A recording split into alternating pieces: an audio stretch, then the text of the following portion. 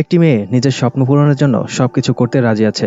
মেয়েটি নিজের স্বপ্ন পূরণ করতে কতটা কষ্ট করতে পারে এই মুভি না দেখলে সেটা বোঝা মুশকিল। হ্যালো মাই ডিয়ার ফ্রেন্ডস, আজ আমি এক্সপ্লেন করতে যাচ্ছি সেসাম মাইকেল ফাতিমা। তো চলুন কাহিনী শুরু করা যাক। মুভির শুরুতে ফাতিমাকে দেখানো হয় যে খুব বেশি কথা বলো মেয়ে। ফাতিমা তার বাবা মুনির, ভাই আসিফ এবং মা ও দাদির সাথে থাকে। কথা বলার পাশাপাশি ছোটবেলা থেকেই ভাই আসিফের মতো ফুটবলের প্রতি অনেক আগ্রহ ফাতিমার। ও ফুটবল খেলার সময় প্রায় ধারাভাষ্য করতে থাকে। এছাড়াও ও টম অ্যান্ড জেরি দেখতে খুব পছন্দ করে এবং টম অ্যান্ড জেরি দেখার সময় ধারাভাষ্য করে। ফাতিমার এই বকবক দেখে তার বাবা মনে করে যে হয়তো বড় হয়ে ঠিক হয়ে যাবে, এখন ছোট তাই বেশি বকবক করছে। কিন্তু ওর বাবার ধারণা ভুল, কারণ ফাতিমা বড় হওয়ার পরেও একইভাবে বকবক করেই যাচ্ছে। ফাতিমার বাবা মনিরের নিজের গ্যারেজ আছে, যেখানে তার সাথে আসিফও কাজ করে।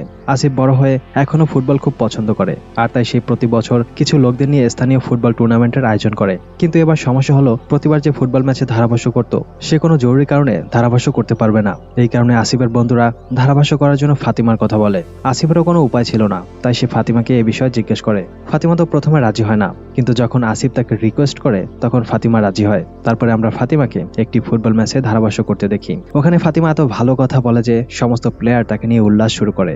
এমনকি ফাতিমার ধারাভাষ্য ও ফুটবল নলেজ দেখে ওখানে আসা চিফ গেস্টও তার অনেক প্রশংসা করেন। সুযোগ পেয়ে ফাতিমা এই টুর্নামেন্টের সকল ম্যাচে ধারাভাষ্য করে। খুব তাড়াতাড়ি সবাই তাকে চিনতে শুরু করে।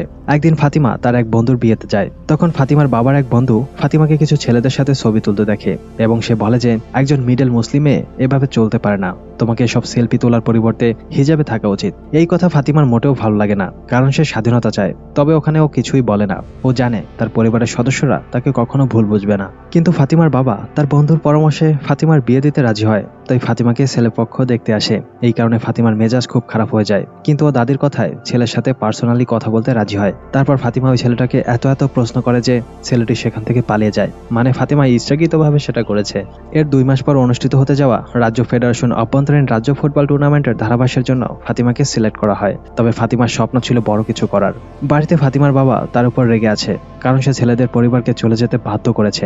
এরপর একদিন ফাতিমা কোচি যাওয়ার সুযোগ পায়, কারণ তাকে একটি কেমিস্ট্রি ল্যাবে 2 সপ্তাহের জন্য ইন্টার্নশিপের জন্য যেতে হবে। কিন্তু ও সেখানে 2 মাস থাকার প্ল্যান করে, কারণ ও ইন্ডিয়ান ফুটবল লিগ IFL এ ধারাভাষ্য করতে চায়। আর তাই ওর জন্য কোচি যাওয়াটা খুব জরুরি। ওখানে ফাতিমা তার জার্নালিস্ট ফ্রেন্ড রামিয়ার সাথে থাকার কথা চিন্তা করে, কিন্তু এই IFL ব্যাপারটা তার বাড়ির কেউই জানে না। তারা শুধু জানতো যে সে ইন্টার্নশিপ করতে বাইরে যাচ্ছে।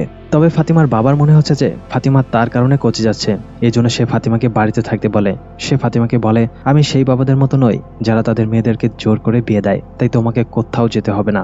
ফাতিমা বলে, বাবা আমি বিয়ে করব ঠিকই, কিন্তু আমার স্বপ্ন পূরণ হওয়ার পর, যেটা অনেক বড়।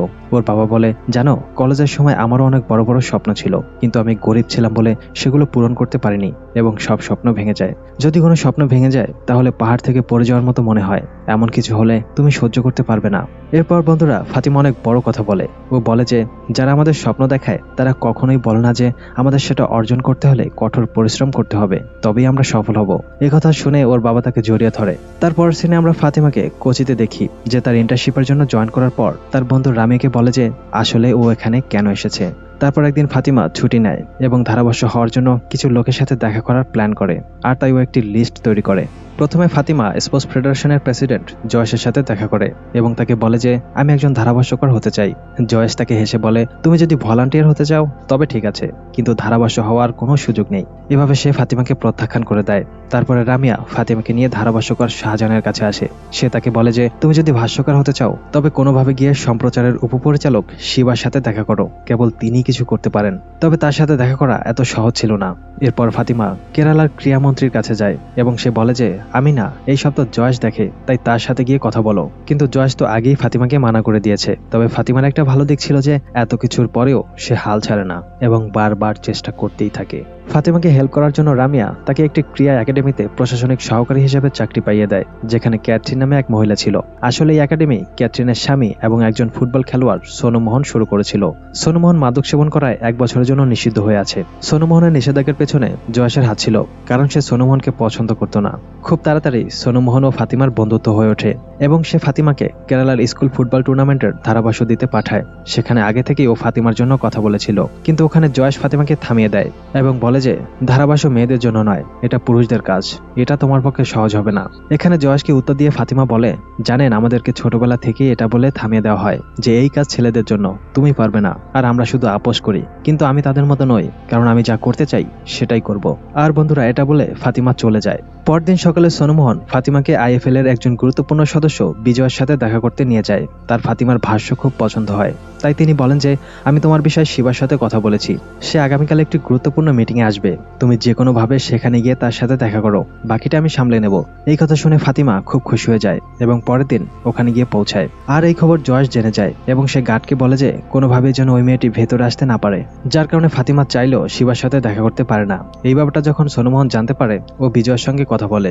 বিজয় তাকে বলে, ভাই এখন আমি কিছু করতে পারবো না, কারণ শিবার সাথে দেখা করা খুব কঠিন। এই কারণে সোনুমোহনের জয়েশের উপর খুব রাগ হয় এবং ও গিয়ে জয়েশকে মারধর করে। তারপর জয়েশ তার সম্মানের ভয়ে এই কথা কাউকে বলে না যে সোনুমোহন তাকে মেরেছে, তবে ফাতিমা এটা খুব ভালো করেই জানে।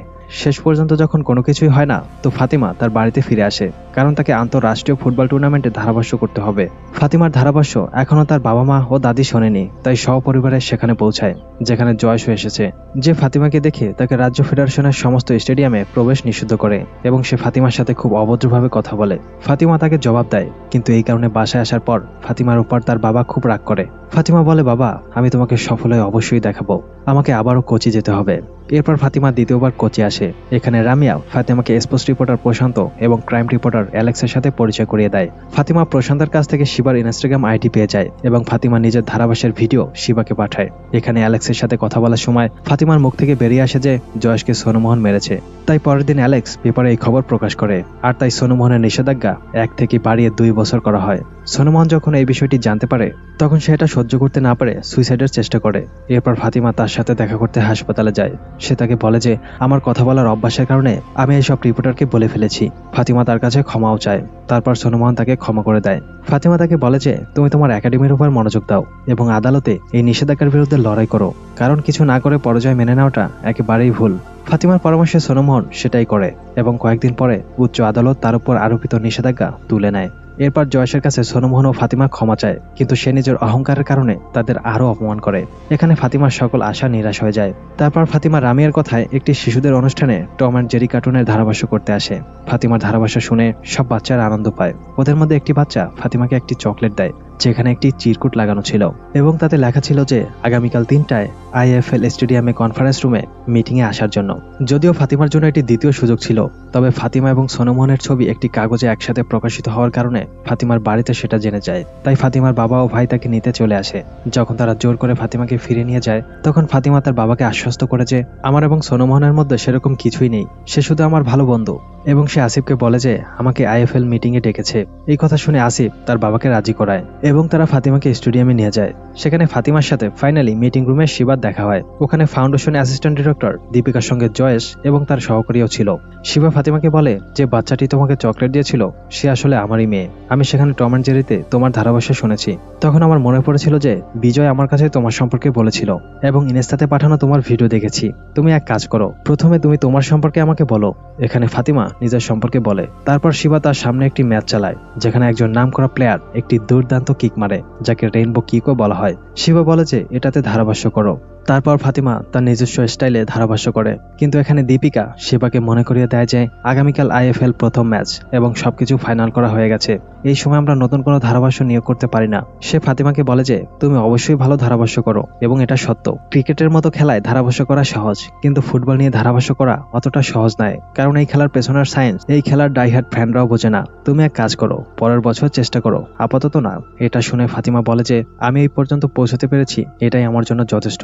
এই বলে ও চলে যাচ্ছিল। তখন জয়েশের অ্যাসিস্ট্যান্ট ফাতিমাকে নিয়ে মজা করে বলে এটা কি, রেইনবো কিক সম্পর্কে কিছুই জানে না। তারপর ফাতিমা আবারও ফিরে আসে এবং তাকে বলে যে এই ম্যাচটি ফ্রান্স ও ব্রাজিলের মধ্যে 1997 সালে অনুষ্ঠিত হয়েছিল এবং এই কিকটি নিউটনের প্রথম আইন লঙ্ঘন করেছিল, যেটি অনুসারে যে কোনো চলমান জিনিসকে ঘুরিয়ে দেওয়ার জন্য বিশাল শক্তির প্রয়োজন হয়। কিন্তু ওই প্লেয়ার এমন ভাবে লাথি মারল যে বল বাতাসে উল্টে যায়, তাই একে রেইনবো কিক বলা হয়। তারপর ফাতিমা এই রেইনবো কিক সম্পর্কে পুরো A to Z এক্সপ্লেন করে। তারপর বলে যে আপনি এসব তখনই জানতে পারবেন যদি আপনি ছোটবেলা থেকে ফুটবল খেলে থাকেন, দেখে থাকেন এবং জার্সি গায়ে পড়তেন। এই সাদা পোশাক নয়, উত্তরে জয়সু তার অ্যাসিস্ট্যান্ট লজ্জা পায় এবং শিবা ও দীপিকা ইমপ্রেস হয়ে যায় আর নিজেদের সিদ্ধান্ত পরিবর্তন করে ফাতিমাকে ধারাভাষ্যকর হিসেবে নিয়োগ দেয়। তার পরদিন ফাতিমা আইএফএল এর প্রথম ফুটবল ম্যাচের ধারাভাষ্য দিতে চলে আসে। এই সময় ফাতিমার পরিবারও তাকে দেখে গর্ববোধ করে। আর বন্ধুরা, এরই সাথে এই মুভি শেষ হয়। ভিডিও ভালো লাগলে লাইক করুন এবং পরবর্তী মজাদার কাহিনী দেখার জন্য সাবস্ক্রাইব করতে ভুলবেন না। কথা হবে নতুন কোনো কাহিনী নিয়ে, সেই পর্যন্ত গুড বাই, টেক কেয়ার।